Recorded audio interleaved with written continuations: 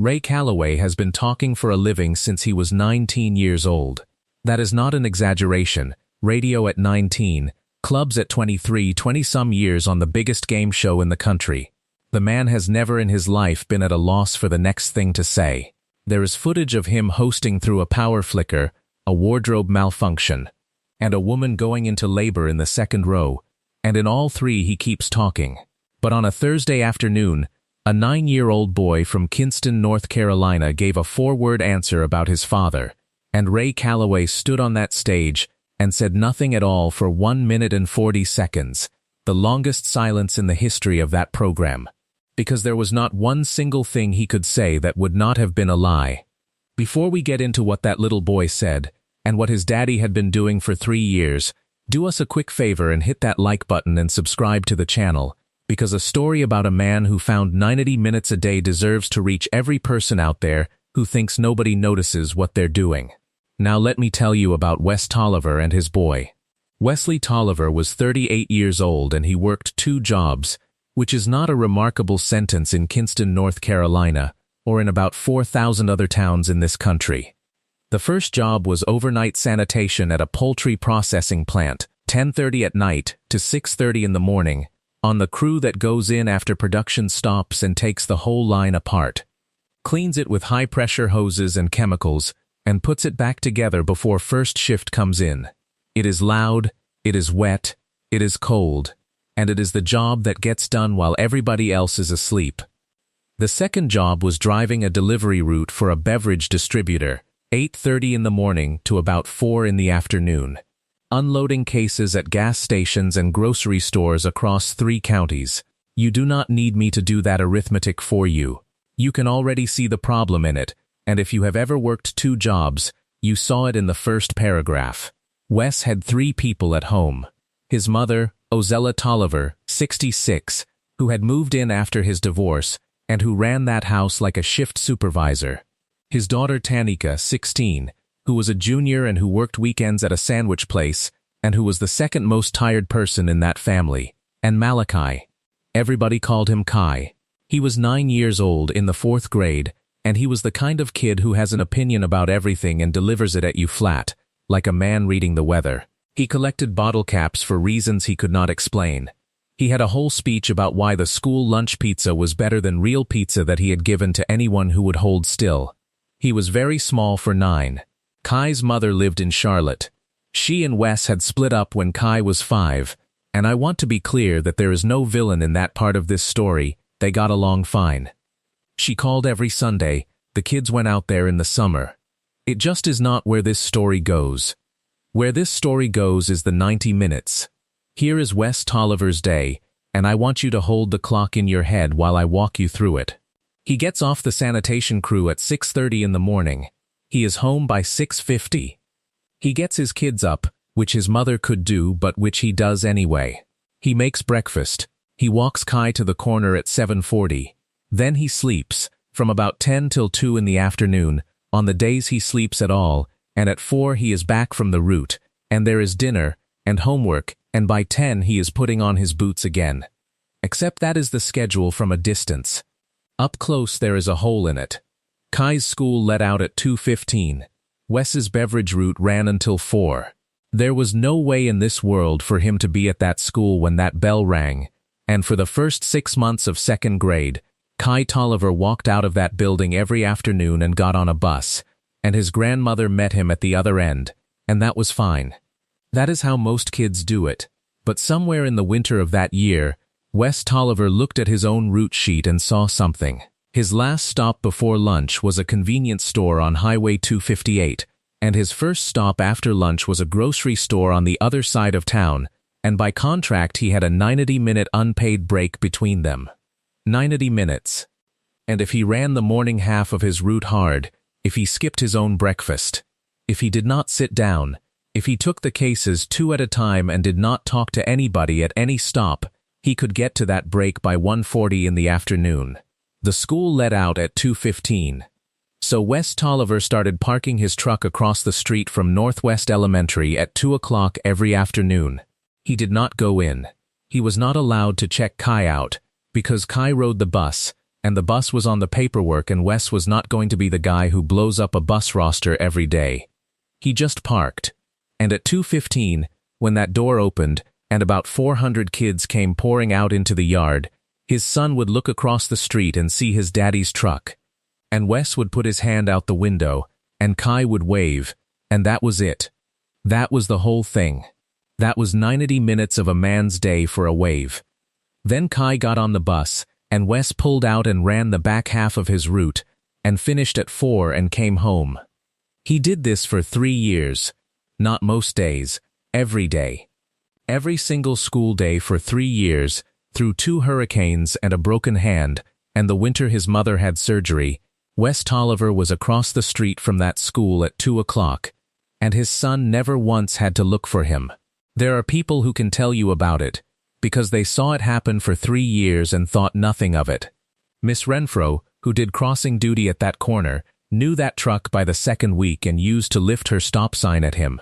She told a reporter later that she assumed he was a man with a flexible job, and that she had said "must be nice" about him out loud to another teacher at least twice. She said that when she found out what he was actually doing, she had to go sit in her car. There was a woman named Deb who ran a hair place 2 doors down from that parking spot who thought he was waiting on somebody in the shop, and there was a school resource officer who ran that plate one time, in the first month, because a man sitting in a truck outside an elementary school every single afternoon is exactly the thing that officer is paid to notice. He came out and knocked on the glass. Wes rolled the window down and explained it in about 11 words. The officer stood there a second, said "all right," and walked back across the street, and for the next 3 years he never mentioned it to anybody, and he never once let anybody else bother that truck either. The thing about the broken hand is worth telling too, because Tanika brought it up on that stage. Wes broke a bone in his right hand at the plant on a Tuesday. He was in an urgent care until almost noon the next day. He got out at 10 till 1, and he did not go home, and he did not go to bed. He drove the back half of his route with one hand, and he got to Maple Street at 4 minutes past 2. And here is the part that turns this from a nice thing into the thing it actually is. He never slept in that 90 minutes. Understand what that means. That break was the only piece of daylight that man had.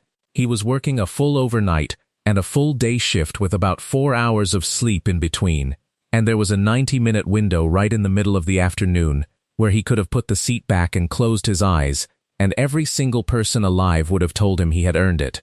He spent it in a parking spot on Maple Street watching a door. Nobody knew. That is the other thing. He never told his mother, because she would have gotten on him about the sleep. He never told Tanika, and he absolutely never told Kai because, and this is the exact sentence he used later, on that stage, when he finally had to say it out loud, "I didn't want him to think somebody was doing something for him. I wanted him to think that's just how it is. That's just where your daddy is at 2 o'clock. Which is why, when this family got on television, that 9-year-old boy believed something about his father that was completely, beautifully wrong. Kai Toiver thought his dad barely worked. Think about it from his side. His father was there in the morning when he got up. His father made breakfast. His father was across the street from his school every afternoon, sitting in a truck, apparently just sitting there. His father was home for dinner every night. His father was home when he went to bed. Kai had never once seen his father go to work at 10:30 at night, because Kai was asleep. He had never seen him come home at 6:30 in the morning, because Kai was asleep. In the entire experience of that little boy's life, his daddy was a man who was always around and never seemed to be doing much of anything. The family face-off came into it because of Ozella. That woman had watched the show since it started and had been filling out the family application every year for 11 years, the way some people buy a lottery ticket. When they got the call, she made everybody swear not to tell anybody until it was confirmed twice, and then she told the entire congregation of her church within about 4 hours. The show does put kids on. Not often, and there are rules about it, but a family can bring a child. Kai was 9, which was right at the edge, and the producers took one look at that kid on a video call, flat delivery. Dead eyes, absolute confidence, and they wanted him. They flew to Atlanta in October. It was the first time Wes Toiver had been on an airplane in 19 years, and he slept the entire flight, which Tanika has never let him forget. The Tollivers came out under those lights on Thursday. Wes, Ozella, Tanika, Kai, and Wes's sister Charmaine, 41, who was the loudest human being in that building, including the audience. Across from them stood the Kowalski family of Bay City, Michigan, and Kai Tolliver was, immediately, the best thing on that stage. Ray came down the line for introductions and got to the end and found a 9-year-old standing on a riser to reach the podium.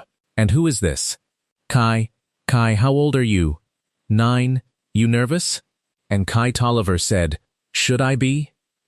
The audience came apart. Ray put his hand on his chest and said, "No, sir, you should not." And then, because Ray Calloway is a professional and he knows a good one when he sees it, he came back to that kid every 90 seconds for the rest of the afternoon. Kai got a question about what people do when nobody is watching and said burp.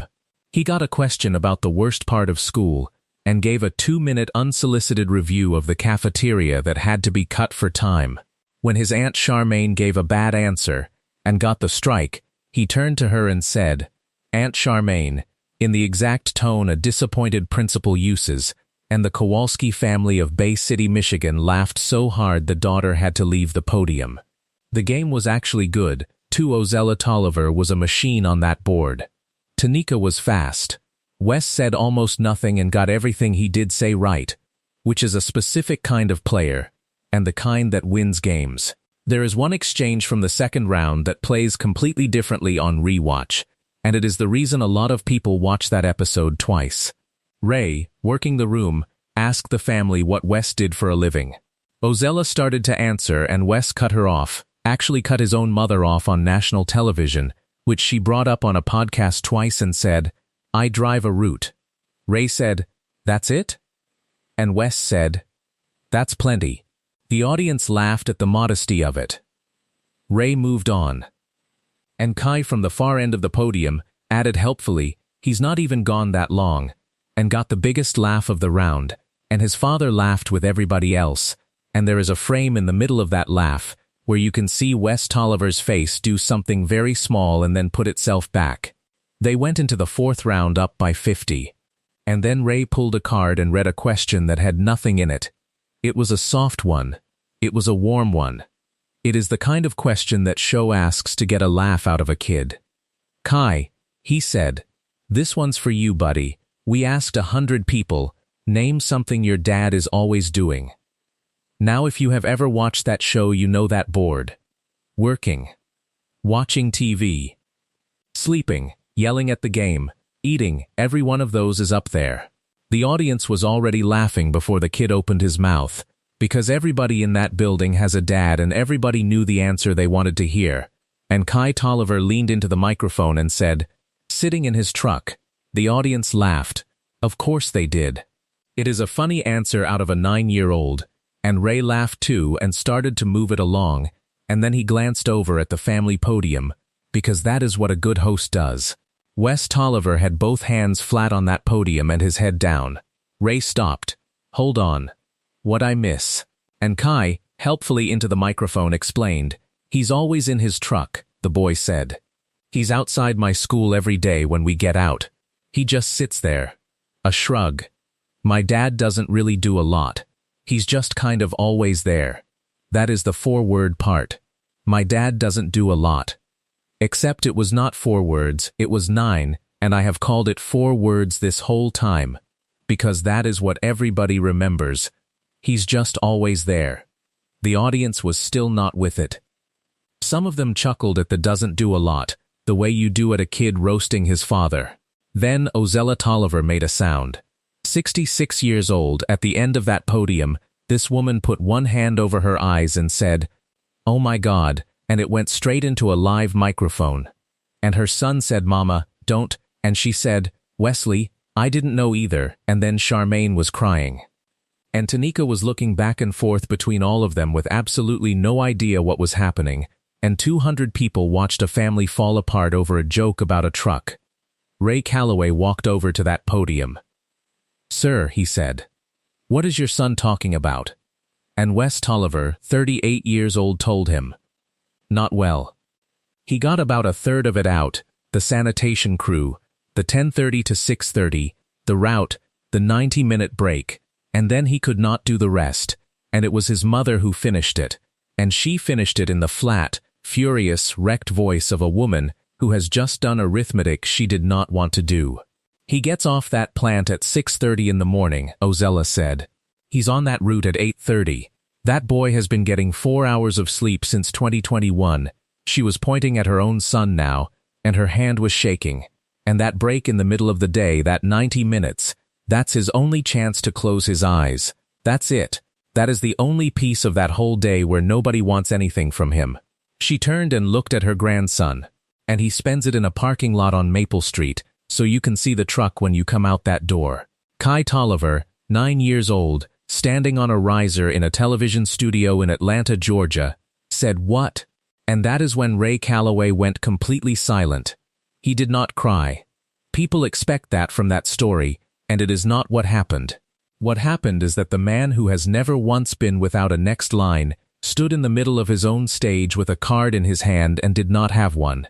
Because look at the position he was in. 200 people were waiting on him. A 9-year-old boy had just been handed something he could not possibly hold.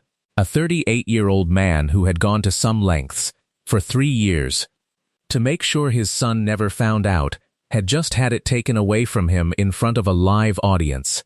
And the one tool Ray Calloway has, the joke, the pivot, the warm line that moves a room along, was useless, because every single version of it would have made it smaller than it was. So he did not say anything. The tape runs 1 minute and 40 seconds. You can watch it. There is nothing on that stage but a family crying and a host standing still, and the floor manager never cut, and the producers in the booth never called it, because as one of them said later, what were we going to cut to? When Ray Calloway finally spoke, he did not speak to the camera or to the audience.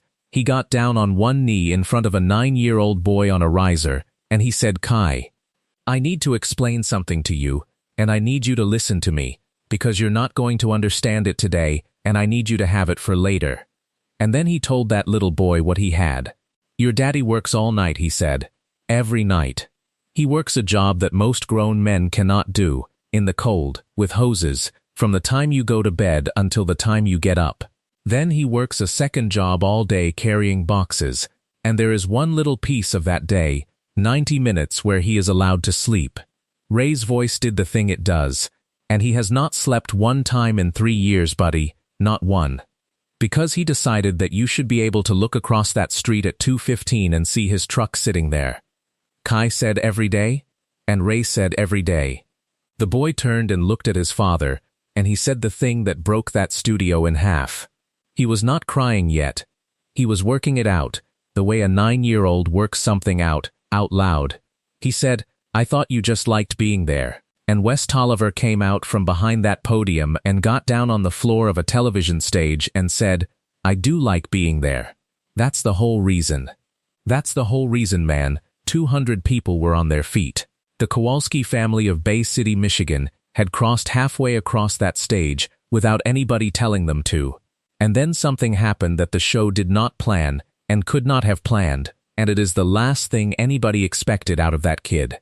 Kai Tolliver got off that riser, walked over to where his father was sitting on the floor, and got mad at him. Not loud. Not a tantrum. He stood there with his fists balled up at his sides and said, You should have told me. His voice went up and cracked. I would have been fine. I would have been fine, Daddy. I ride the bus anyway. And Wes Toiver said, I know you would have. Then why? Because you'd have told me to stop, his father said. And I didn't want to stop. That is when the boy finally lost it, and his father caught him, and the two of them stayed down there on that stage floor for a while with a 16-year-old girl and a 66-year-old woman, and a very loud aunt standing over them, and nobody in that building said one word. They finished the game eventually, because that is what you do, and that answer, sitting in his truck, did not score. It was not on the board. 100 strangers in a mall never said it and never will. Ray Calloway looked at that board with a big red X on it and said, That's the highest scoring answer anybody has ever given on this stage, and I don't care what the survey says, and he moved on. The Tollivers won the game. They took fast money with Ozella and Tanika, and they got there with room to spare, and $20,000 came down on that family in confetti. The episode aired in December. Here is what happened after. The clip is called "Sitting in His Truck," 130 million views and counting. And it did something the others do not do. It did not spread through the crying at work crowd first. It spread through second shift. It spread through overnight crews, sanitation workers, cleaners, the people who do the jobs that finish before you get there. A poultry plant in Arkansas printed the still frame of that truck and taped it in a break room. It has been in about 900 break rooms since. Wes Toiver quit the overnight job. That was the money. That was the whole use of it, and he did the math the same way he did everything else, quietly, on the back of something. $20,000 is not a life change. But it covered the difference between 2 jobs and 1 job for about 14 months, and it gave him a runway to get his commercial license, which he had wanted for 6 years and never had a spare $400 or a spare Saturday to go get. He drives a regional route now. He is home every night. He sleeps, according to his mother, like a man who was dead and got better. Kai Toiver still gets on that bus. But he told a local reporter, at 10 years old, with the exact same flat delivery he had on television, that he does not look across the street anymore. The reporter asked him why not, and that kid said, because he's asleep. He's supposed to be asleep. That's his time. Then he said the thing that ended up on the poster. I'll see him at 4. Tanika Toiver graduated last spring and started at a community college. She said in an interview that the worst part of the whole thing was realizing she had been 16 years old and living in that house and had not known either, and that she had spent 2 years being annoyed at her father for being tired. Ozella Toiver has been on 3 podcasts and enjoyed all of them. And Wes has done exactly 1 interview, because he has turned down all the others. He was asked the obvious question, why he never told anybody, why he let his own son believe he was a man who did not do much. His answer is why this story is still going around. He's 9, Wes said. If he knows what it costs, then it's a bill. Then every time he sees that truck he's thinking about what his daddy gave up, and he's carrying it, and he's 9 years old. He shouldn't be carrying anything. He thought about it a second. I wanted him to have a daddy that's just there. That's it. Not a hero, just there. Kids should get to have that. Ray Calloway has been asked about that minute and 40 seconds more than anything else in his career. He has a standard answer for it now. People think I couldn't talk because I was emotional, he says. That's not it. I've been emotional on that stage plenty. I couldn't talk because I do a job where I make things easier for a room, and for the first time in 20 years there was nothing in that room that ought to be made easier. He shrugs when he says it. Sometimes the most respectful thing a loud man can do is shut up. If this story got to you the way it got to everybody in that studio, do 2 things before you go. Hit that like button, subscribe to the channel, and share this with somebody who works nights, a plant worker, a cleaner, a nurse, a driver, anybody who does their part of the world while the rest of us are asleep and never gets seen doing it. And second, look at the people around you who are just always there. The ones who do not seem to do much. The parent, the neighbor, the friend who is somehow always available. Nobody is just always there. Somewhere in that person's day there is a 90 minutes they are giving up, and they are never going to mention it to you, and you are probably never going to find out unless you ask. So ask. That is the whole lesson from a parking spot on Maple Street in Kinston, North Carolina. And it costs you 1 question.